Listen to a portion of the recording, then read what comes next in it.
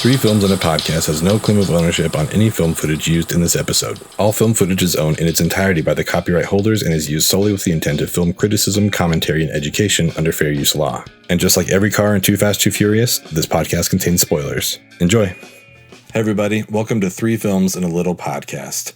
On these episodes, we're going to be recapping some of the old films that we've gone over in the past year. You guys started out with us in what ended up being round 9, which was Spike Lee joints, where we talked about Do the Right Thing, 25th Hour, and Malcolm X. But we've been doing this all year long, so we thought it'd be nice to go back and let you guys know about some of the other films we watched and what our thoughts are on it. The idea behind Three Films and a Little Podcast was just to be a little bit more loose and have kind of a fun structure with this and just give you the overall feelings on these movies. Yeah, I figured, if we could have some seasonality to it, right? We could, Halloween's coming up. So maybe we watch some Halloween movies and they're not necessarily baked into the structure of our round system and our nominations, but just some kind of stuff to have some fun and be in the moment and hopefully get some interaction from our listening community. Our goal here isn't to record a podcast and listen to ourselves talk about movies. The whole purpose of doing this podcast was to get as many people involved in it as possible. And so we've got our selection system that we have to choose movies, but we really want to involve as many people as possible. As Tyler mentioned, like we've got Halloween and Christmas, these different subgenres of movies that we'd love to watch and we'd love to discuss that may not make it into our regular round structure, but we want to hear from you guys. We want to hear what people have to recommend for those types of rounds. For sure. And I'm almost kind of scared for people to nominate movies around Halloween because I am not a horror fan. Yeah. I'm such a wimp when it comes to horror stuff. Stuff like Parasite I loved and, anything Jordan Peele does I'm in for. But I'm afraid of what some of our listeners might put me through during the Halloween season. But I'm also excited about it. I think it'd be super cool. I mean, I feel the same way as someone who's never seen Poltergeist or Rosemary's Baby or some of these, classic horror movies. I'm kind of curious what we're going to end up watching, but that's the purpose behind the podcast. Is we want to get a community involvement and we want to create a discussion around film. That's something that we are all very passionate about, and we hope you guys are too. So to start out with this first round, at the beginning of the year, I thought it'd be a great idea if we just kind of pick some films that had been on our radar for a while, but we hadn't gotten around to yet. So our first round consists of Dunkirk, which was chosen by Tyler, The Farewell, which I chose, and Last Black Man in San Francisco, which was chosen by Matt. And I've just got to say, as an overall consensus for me on this round is, I believe year to date, this is still the most beautiful round of movies that we've watched. They are very highly regarded. Going back on our Letterboxd scores, I don't think we dropped below 3 on any of these films. And they're just some of the most cinematic and beautiful things that we've watched all year long. For sure. And they're also different, right? You have the internal struggle of a young woman battling against her heritage and who she thinks she is and what her family wants her to be. You have a World War II movie with, is it World War II? I believe so. Yeah. Right when I said it, I was like, what if it's World War I? I look like such an asshole. And then I just made myself look like an asshole. But yeah, you've got the horrors of war, and then you have the struggles of a young man and feeling like an outsider in his own community and feeling like he doesn't belong somewhere where he desperately wants to belong. And I think one of the basic tenets of a good film is when our protagonist comes up against some conflict. And these are 3 great examples of the different kind of conflict that people come up against. So the first film that I watched for the year was actually The Farewell. And I went back and I looked at my Letterboxd score and I said that although this is literally the first day of the year, this will probably be the most beautiful film I've watched all year long. What's wrong, Dad? Please tell me.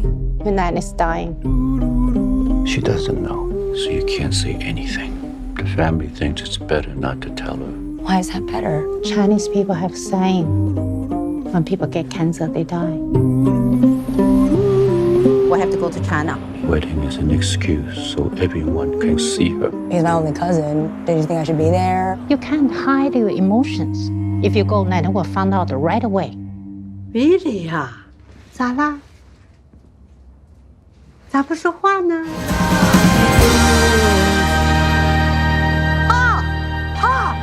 好多了，好多了，好多了，再来点气儿，再来点气儿。And I still pretty much hold true to that. I think it'll definitely end up in the top 3. But The Farewell was a film by Lulu Wang, and it was based off of her appearance on This American Life, where she actually told the story of this movie. It was released by A24. I think those guys always put out wonderful films. And this was just a really fun dive into a different culture and to understand why we do the things we do, both like within our family and within our community. It stars Awkwafina in what I believe is her like feature film debut, and I don't know what you guys thought, but I thought she was absolutely wonderful in this movie. I thought she handled herself, like carried herself really well throughout the film. Oh yeah, absolutely. In regards to Awkwafina, like I worked in West Valley, Utah for 5 years, all the way through college as a bank teller, and West Valley in Utah is probably the most diverse city in the state. In regards to the market that we serve was like Vietnamese, Chinese, all kinds of people from the Middle East, from India, from Latin American countries.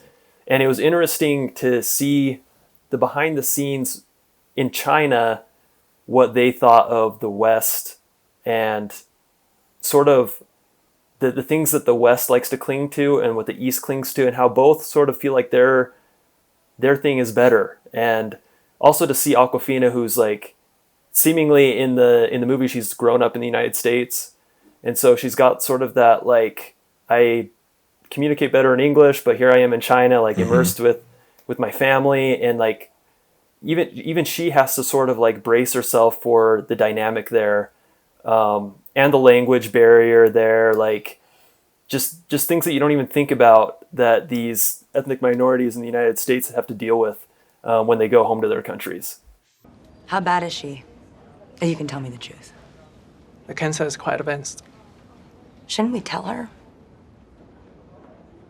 In her situation, most families in China would choose not to tell her. When my grandmother had cancer, my family didn't tell her. Isn't it wrong to lie? I mean, if it's for good, it's not really a lie. I mean, it's still a lie. It's a good lie. For sure. And it's like it's hard enough to go to a new place, right? Like, so I've moved twice in the last 5 years, once to Texas and once here to Oregon. And one of the most difficult things to do is to find a new community. And so I can't even imagine that struggle with dealing with a language barrier, a culture barrier, all that sort of thing. I mean, there was a sort of culture barrier in Texas, but not to the degree that Awkwafina goes through here. But with all that said, it's funny to hear you guys talk about this movie. Maybe not funny. It's interesting to me because I didn't like it as much as you guys did, or it didn't stick with me as much as you guys did. I certainly liked it and thought it was well made. I'm actually looking at my Letterboxd review for the first time in a while. And I literally said, I was like, I feel like I should have loved this film. And it literally checks all my boxes. But I don't know. I liked it, but I'm surprised I didn't love it. Maybe it's because I watched it on a double feature and the first film was Joker, which put me in a weird mood. I think anything you watch after Joker is going to have a skewed maybe view. it just hit too close to home, or maybe I'm dead inside. That's like literally what I wrote. And it's just, you guys have always mentioned how much you love this movie, and I just liked it. I thought Awkwafina was great, and I definitely related to a lot of the themes, but for me, it was just like, okay, great. Like, I don't know if I'll ever watch it again. And I think it's probably one of my favorite things about art and filmmaking and what we're doing in general is just seeing. I like when we don't agree. We often agree on stuff, and so this one was a rare opportunity to not agree. Even though I didn't hate the movie. To me it was just kind of like it's fine, But yeah, I think it's one of the greatest things that film does. It just opens up discussion, and hopefully with respect and things like that between everyone, you're able to kind of see what the other person's viewpoint is and why they saw it that way. And hopefully, they can do the same for you. I think I loved this film so much because I really enjoy, my favorite kind of a book is just a biography. So I love any sort of biography, especially if it's like semi-autobiographical. That's not right. If it's biographical, I'll run with it. Autobiographical. Yeah. There we go. Especially if it's semi-autobiographical like this one was. This was based on Lulu Wang's real life, where her grandmother was sick. And to read the tagline from the film, it says, a Chinese family discovers their grandmother has only a short while left to live and decide to keep her in the dark, scheduling a wedding to gather before she dies. So in the movie, Billy, who's played by Awkwafina, finds out that her family is going over for, this pseudo fake wedding, just so everyone can go see their grandmother. And they talk about in the Chinese culture that they don't let people necessarily know when they have a terminal illness because they feel like it's not the sickness that kills them, it's the fear. And just jumping off from that and understanding how different cultures treat these kind of situations, we see, Billy has been raised in America and just doesn't understand why they would still do that. Like, let the person know they deserve the right to know. And we find out, later in the film that the grandmother did it to her grandmother as well. Like, this is just how the culture behaves. And it's such a wonderful story. I think a lot in the sense of learning about where you come from and who you are and what the impact is of your heritage, of your culture on life and where it carries over. One of my favorite scenes in the movie is her doing what I believe is Tai Chi with her grandmother. Chi Chi, ha, ha, ha, ha，好多了，好多了，好多了，再来点气儿，再来点气儿。Just as a way to connect with her, and then it carries over prominently when she comes back to America. And it's that kind of stuff that lets these traditions carry on. Yeah, and I think one thing that I gravitated to in the movie is, so it was Ben's first choice. It was my first foray into this movie club. And I think it kind of really embodied what I really wanted out of this movie club experience, just like right out the gate. A movie that I wasn't even on my radar. I had no thought about it, but really it takes you to China. It puts you in the shoes of someone who is Chinese, but has been completely detached from the culture that she comes from, to the point where she can't even empathize with why you would ever not tell the person who's dying that they're dying. Mm-hmm. And then you kind of go along that journey with her. And by the end of the movie, I find myself asking even now, having family members who have been diagnosed with cancer, it's is it better for them to know and to live their life knowing and have that burden? Or is it better to them just to live normally? Mm-hmm. That is a question that by the end of the movie, I feel like you've kind of crossed that bridge. And you're yeah, we embrace Western ideologies and what we've been given, but is it better? Maybe it's not, but there is that conversation there. And it really it just put me in China. It put me in those shoes, and it was that experience for me. Mm-hmm. And I just enjoyed every second of it. For sure. I think one thing I'm actually kind of sort of thinking about the more that we talk about it, doesn't really change the way I felt about the film as a whole. But basically at a certain point, you have to get rid of who you are in order to fully immerse yourself into a new situation, right? Yeah. Just from my own personal experience, having moved to a new place and, don't really know anybody, I didn't even come here with a job. I found a job when I got here. And I sort of forget that the people I'm meeting don't have a previous relationship with me. My whole life, I've been around people that either knew me or knew of me because I'd met them through friends or whatever. But she really had to sort of let go of who she was and fully try to understand the world that she was in now. And when I thought of that was when you talk about the Tai Chi scene, where she Yeah, it's not something she does, but that's probably something that was outside of her comfort zone, and she put herself in that situation and really immersed herself. And it's probably a lesson I could do with learning myself. So I'm glad we talked about it. Yeah, agreed 100%. I think my favorite line from the movie, I believe, comes from Nai, who is her grandmother, and ends a quote or ends a discussion with Billy by saying, "It's not what you do, it's how you do it." And I think that's a great message to take away overall from this film. I think on our end, let me know what you guys think, but I feel like it's a recommend from all three of us. Yeah, I'm not sad I watched it. Oh yeah. Yeah, our letterbox scores, Tyler with 3.5, Matt and I with 4.5. So strong start for the film, for the film club. Let's see. So let's move on to this next one that we watched was Matt's pick, and was actually a movie that I had not heard much about before Matt picked it, and that is Last Black Man in San Francisco.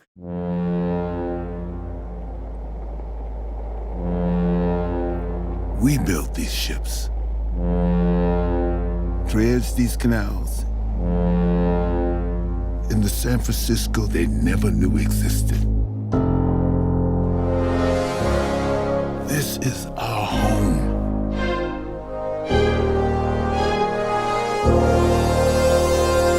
You two stick together.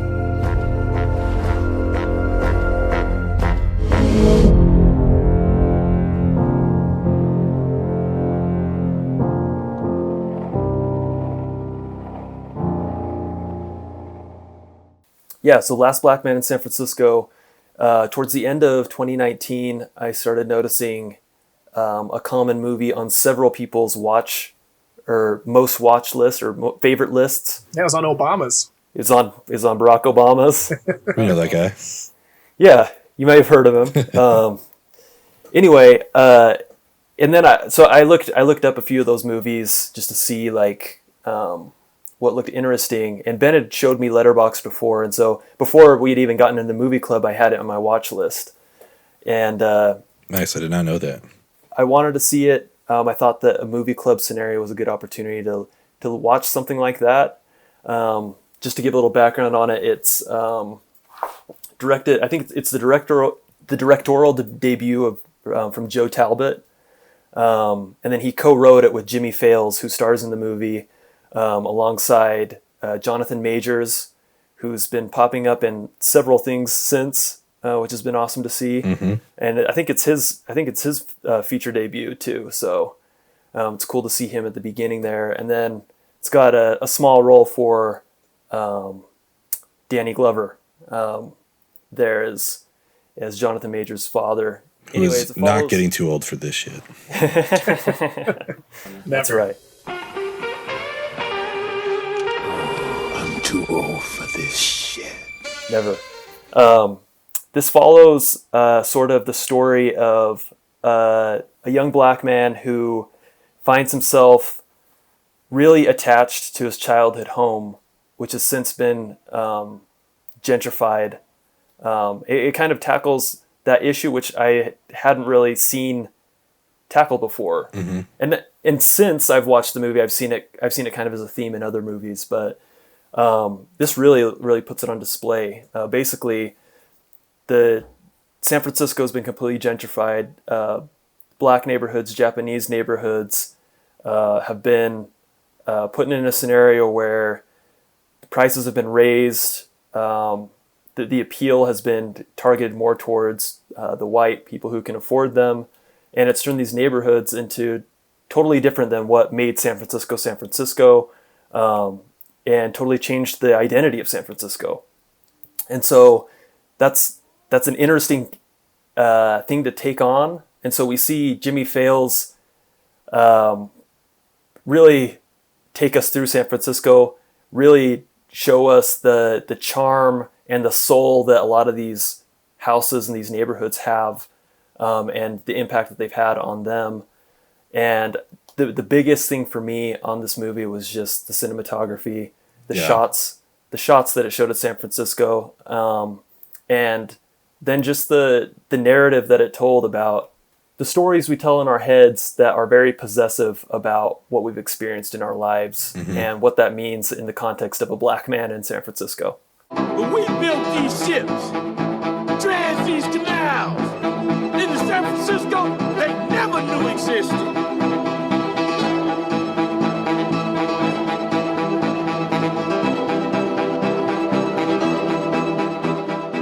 For sure. And, you know, watching some of the behind the scenes and just some separate interviews with both Jimmy and Joe Talbot, I guess this is loosely based off Jimmy's life growing up, which I think just, again, makes it so much more interesting to me. Just like The Farewell, and we'll get to Dunkirk, which is also, you know, based on a true story. I think that's kind of the running theme that we had going on this round. But, yeah, as someone who spent every other weekend in San Francisco with my dad, I feel like I've never seen a movie portray like the beauty that I associate with San Francisco, like Last Black Man in San Francisco did. It was just one of my favorite parts of the whole film. You know, there's the account of every frame of a portrait. Is that what it is? Every frame of a photo, something like that. And I feel that way about this movie. I feel like you could just take any shot in this film and what it's capturing. It's just amazing. Speaking of, you know, the starring roles in it, Danny Glover has a little role, but one of my favorite cameos, I don't know if either of you caught this, but the boyfriend who can't skate very well is Daewon Song, which I thought was pretty funny. I'm proud of you, J-Bo. I really am. Thank you. I miss that city. Oh, ooh. You still look good, though, baby. You still look good. Oh my goodness. To have him in there as someone who does not know how to skate, I thought that was fantastic. But yeah, I don't know. I just think it was a beautiful movie, and the story that we see, you know, with Jimmy going to the house and painting it for the upkeep when there's other people that live there and they try to get him out of there, but he has such a love and care for the house that he grew up in. And, you know, as someone who goes back to where I grew up in California and sees the home and what they've done to it, it's like, oh yeah, I mean, that's not what I would have done. You just have all these associations with this place, even though it's no longer yours. Fuzz, what did you take away from the movie? A lot of what you guys are talking about, I thought it was beautiful. It definitely, to me, it was like a dream sequence, right? It was almost like we're almost seeing someone's daydream of how they think about San Francisco, or maybe someone reminiscing on their time back. It was almost like we were looking, you know, someone on their deathbed thinking about this time in San Francisco. And, you know, all three of us have some connection to the city. So we have an idea of the magic or the whimsy or whatever you want to say of San Francisco. And I felt like the movie captured it really well. Yeah. You definitely get a sense of, it definitely feels like San Francisco. Like, having spent a decent amount of time there, that movie feels very true to the actual vibe of the city. And one thing that's interesting, and you guys kind of touched on it a little bit, and I think we've all sort of experienced it in our own way, is, I think, Matt, you said it, the demographics of a city change because they want to come and be a part of this amazing place, and they want to live in a place that has all this culture and charm and character. And then by proxy of all these transplants, then the dynamic of the city changes. And it's something that, like, I'm seeing here in Portland. You know, you hear about it all the time. People, you know, there's so many people moving here every day. It was the same thing in Austin, and now Salt Lake is going through a boom. And it's just something I've noticed a lot, where can a city maintain its character, and can it, or should it? Yeah. You know, like, because I still think Portland's great. I think Salt Lake's great. I think Austin's fine. But some people love it. And I don't know, it's just been something that I've always thought about, because I've been the transplant now twice, and I've gotten that look from people, or maybe they didn't know I had moved here and they're complaining about how, the way things used to be. And I'm like, I still think it's pretty great here. American cities are changing. We all have our own complicated relationships to it, whether you're a newly arrived person who feels some guilt or complicated feelings about moving to a new place. Everyone is a participant in this. I can't decide where I land on it. I think any city that's worth living in is just by nature, it's going to end up changing because people want to live there and they bring their own ideas to it.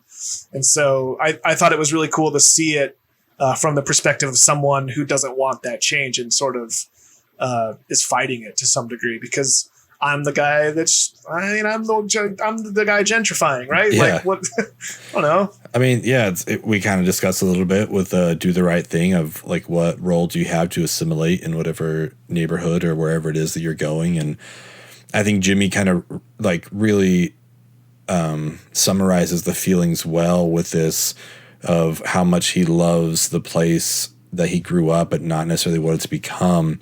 When in the movie he says you don't get to hate it unless you love it. Yeah. And I think that's true. Unless you understand and have the true passion and love for something, I don't know that it allows you to, be able to criticize necessarily what it's become, unless you kind of lived through that whole thing. That's how I feel about Salt Lake when I tell them where I'm from and Yeah. they'll say, ugh, they start to whatever. I like the hair stands up in my back, I get like fighting. I was actually on a photo shoot. It was a few years ago, and it was a big, nice house. And, I was talking to this woman who herself was a transplant to Portland going back to LA, but she had spent some time in Salt Lake and she was just shitting all over it. And like, I was new here. I was trying to like get clients. I was working for a realtor to photograph this home, and she and I were like going at it. I was defending Salt Lake with all the fervor that I could muster. I like it. And, like to the point where like the guy I was working with, his name's Andrew, we stepped aside. I was like, dude, we might lose this client because I'm like, we're going at it. But I mean, it was a good, ended up being a good conversation. But yeah, I just I get that sentiment. Like I'll always have a love for Salt Lake, and no one else gets to shit on it but me. Yeah, I totally understand that as someone who claimed for far too long that they were still from California, even though I've spent over twice as long in Utah as I have in California. Like I definitely get that sentiment, and Utah has definitely grown on me. I love it here. It's fantastic. And I think kind of going back to the movie to go back to San Francisco, I'm curious what you guys think. I know I'm kind of putting you on the spot here, but in one of our favorite recurring segments, Rushmore Mountain, these are OR scrubs. Oh, are they?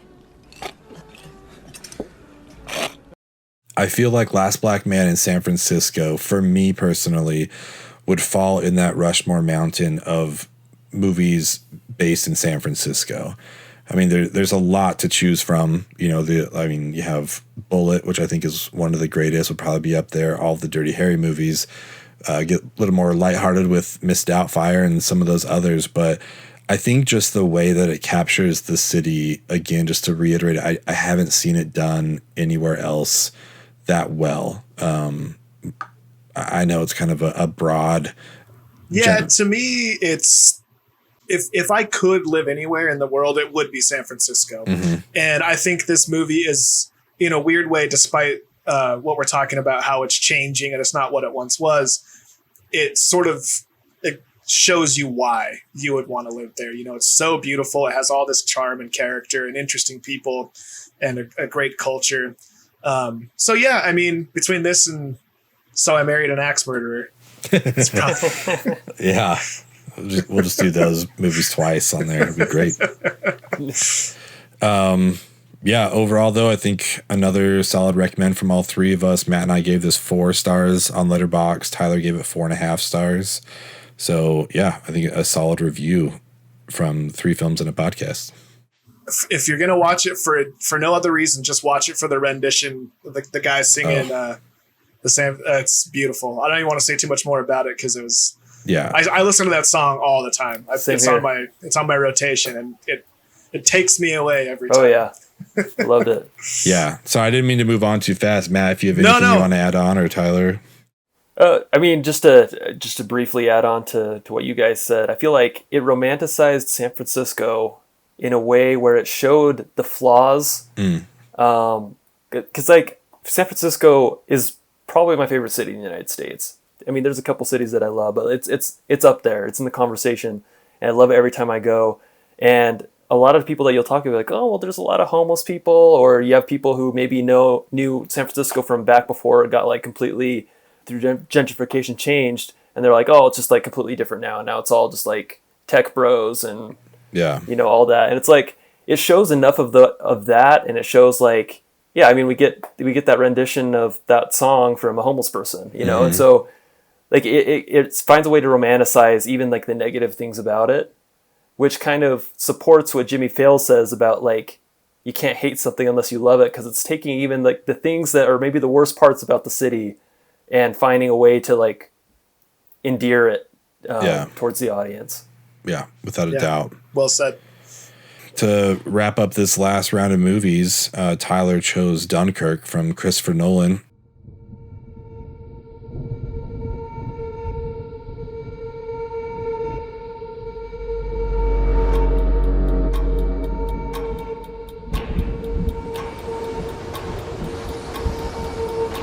The enemy tanks have stopped. Why? Why waste precious tanks when they can pick us off from the air like fish in a barrel?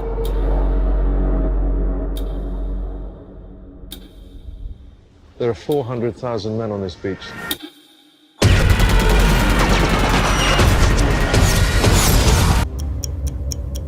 Where's the bloody Air Force?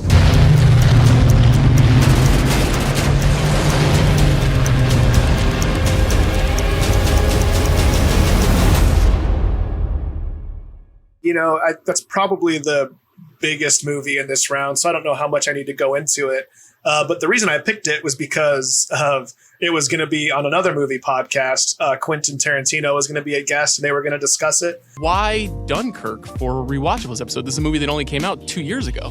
Yeah, I guess it was because in the last month or so, I've been getting obsessive about making my top 10 list of the decade, of the 2010s. And it was in watching Dunkirk a third time, making my top 10 list, that I think I had it preliminary at 7, and it jumped up to number 2. Wow. After I saw it the third time. And I wanted to be able to listen. So I'd always wanted to see it.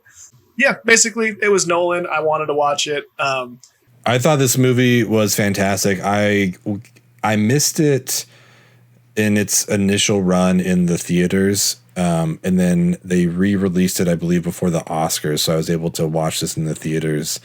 Oh, nice. And man, I think it's just kind of what Nolan does. I mean, this isn't breaking news to anybody, but he makes things that you need to see on the big screen. Because, shooting this whole movie in IMAX, I believe all of it was either at 70 mil or 65 mil, something like that. Like, it's all just, it's huge. It's expansive, and it's beautiful the way that this got captured. It was definitely a great theater experience. Like you said, I think this is, like probably the most recognizable movie out of this round. One thing I think this story tells so interestingly is we get 3 different timelines. One story is told over a week, one story is told over a day, and one story is told over an hour, and they're all intercut together. And I remember hearing a lot of people complain about that when it first came out, but I just think it worked so well. Did that distract either of you? Did that take you out of it at all when you guys watched it the first time? No, it took me a second to kind of understand, like, just to follow it. You know what I mean? Yeah. But I liked it. But my favorite thing about this movie was the way it was paced. Mm-hmm. Like it's nonstop, and I feel like it was a good way for it to give you some moments to breathe by jumping into these other timelines and having a little bit, maybe slower, maybe more quiet moments. It didn't distract. I liked it. I thought it was I'm into it. And people are hot and cold with Christopher Nolan, and obviously not all of his movies are going to hit the same way for one person as they do another. And honestly, like what I go into expecting from a Christopher Nolan movie is to see things or experience things that I've never experienced before. I feel like he's that much of a film disciple that he brings that to his films, where he's going to put you through something, whatever it is that you haven't experienced before. And so like I appreciate Dunkirk. in that way. I'm naturally just the kind of person where like, unless there's some type of like reason or a huge payoff, like if there's a down ending, the movie obviously isn't going to rank very high for me. I'm that type of movie viewer. Yeah. So like, I feel like that's where it falls off for me, is like you see a World War II movie and you're expecting like some type of triumph, some big grand ending. And so for that not to happen, it's almost like I went through like, maybe at first you get in all Chris Nolan movies, like you're a little confused, like some designed confusion of like what's going on just to get the hang of like how he's telling the story. And then you catch on and it's like so awesome. And it's like, wow, this is crazy. I've never experienced anything like this. And then it's just like, can they finish it off? And a lot of people like who are familiar with like the Dunkirk story, like obviously know what was gonna happen. But for me, it was like there was like a triumph in like those civilians helping out and bringing these soldiers home. Yeah, these soldiers back, which was great. But then it's just like the downer of like Tom Hardy's character, the battle itself. It's like, oh man. Yeah, but that was one of the best moments of the whole movie. The silent, just the glide over the battle. And I think that's one of my favorite things. I don't know if it's necessarily something he always does. I can't think of too many other moments. I mean, there are some in other movies, but the quiet moments, like this is a movie with, bombs exploding and dogfights and whatever. But the moments that stuck out to me were the ones that were maybe not subdued, but they were quiet. Like the Tom Hardy gliding over the battlefield, and then the soldiers hiding in the boat. I mean, that wasn't quiet. That was a very tense moment, but all we're seeing is the bullet holes opening up. There were not, it's a pretty self-contained, simple scene, but it's very effective. And those are probably my two favorite parts of the whole show. Yeah. And mine, just to piggyback onto that, is the opening shot as they're walking through the town with all the leaflets falling down. Yeah. Like it's such a beautiful shot. And again, this is a World War II movie where you just expect action nonstop, and there's plenty of action in here. But like you mentioned, I think cutting between the storylines allows for some moments to breathe. When you're telling one of these stories over a week, you can have some of these slower moments, like when our main character comes up on someone else who's burying a soldier in the sand. And we're able to spend time like, oh, this is the realistic like thing that these guys went through. Like this is how the things that they had to do.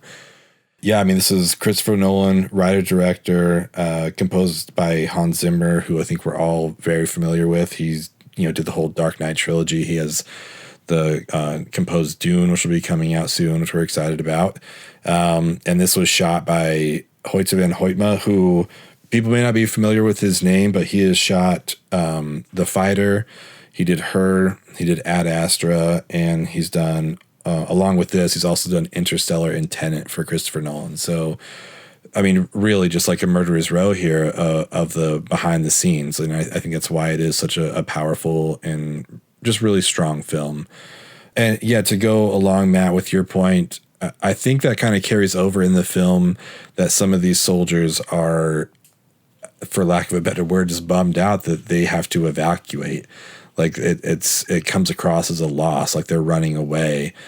But we see that at the end when, someone congratulates all the boys for coming home, and they respond by saying like, all we did was survive.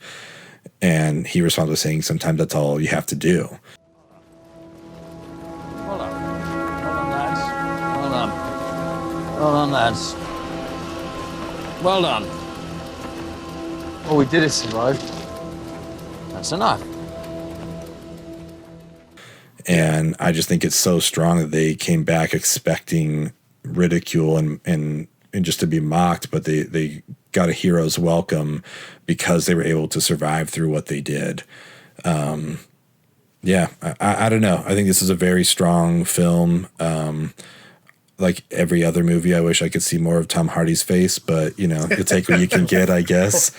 Or hear his voice, for crying out loud. I know. The guy refuses to speak in movies. Was this his back-to-back with Dark Knight Rises? Like, did we go from Bane to this? I think so. Or maybe had Interstellar in between, but as far as Tom Hardy's concerned, yeah, that's what we got. But don't hide that face, I've got to say, this has to be, if we're talking Rushmore Mountain, Harry Styles. Oh. This has got to be his. Yeah, for sure. It's this phase 4 times, I think, right now. I don't know what else he's done, but I did. I mean, it's funny you bring that up because I put in my letterbox that, when Dark Knight was announced, I think like a lot of people, we just thought Heath Ledger, like the dude from Knight's Tale, is going to be the Joker. Like, this is Jack Nicholson's role. You can't do this. This is crazy.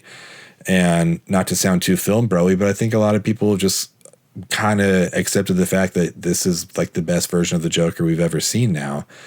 And when we heard about Harry Styles, my initial instinct was the same thing. It's like, oh, the One Direction guy you're putting in a World War II movie? Like, that's really where we're going with this. But, for whatever it's worth, I was like, well, I was wrong about Heath Ledger. Let's see what Christopher Nolan knows that I don't, which is a lot of stuff. And I was going to say, at a certain point, we just got to trust the guy. Exactly. Yeah. And it's like, I don't care. Put whoever you want in a movie now. Like, I'm sure it'll fit. And he was great in it. He surprisingly did not distract me from the movie. And I think that was my concern, is that I was just going to see the pop star, but he went for it. Like, the first thing that we see him in is he's almost drowning and he gets rescued, like this kind of stuff that they put him through was legit. And I look forward to seeing him in other things down the road, which I would not have expected to say before seeing Dunkirk. So I honestly I don't know if I knew what he looked like going into it. Yeah. I'm not trying to be like the hipster, like, I don't know One Direction. I just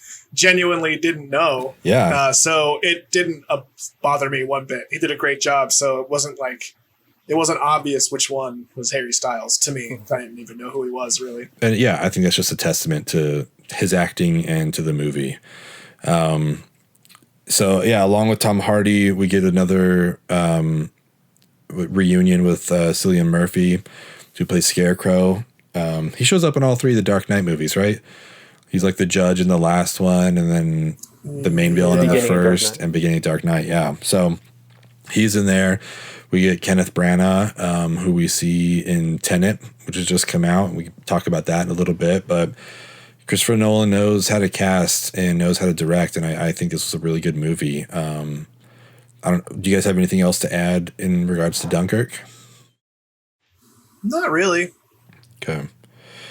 We gave it, let's see, Tyler and I gave it 4 stars. Matt gave it 3 stars, but still I think overall is a recommend from us. So check it out if you haven't already.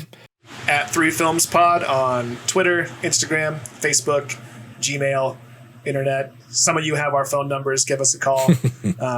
The whole point of this is to get some interaction going. So, we're welcome. We're open to suggestions. Yeah. And everywhere you can find us at www.3filmspod.com. All of our links are on there. If you want to watch the podcast, listen to the podcast, there's also an option for you to pick a movie, just one specific movie for us to watch that we'll go over, which I think opens up some great ideas and would be a fun challenge for us to look outside our box. So, I think that's it for this episode. Thanks everybody for watching, and we will see you next week. Bye.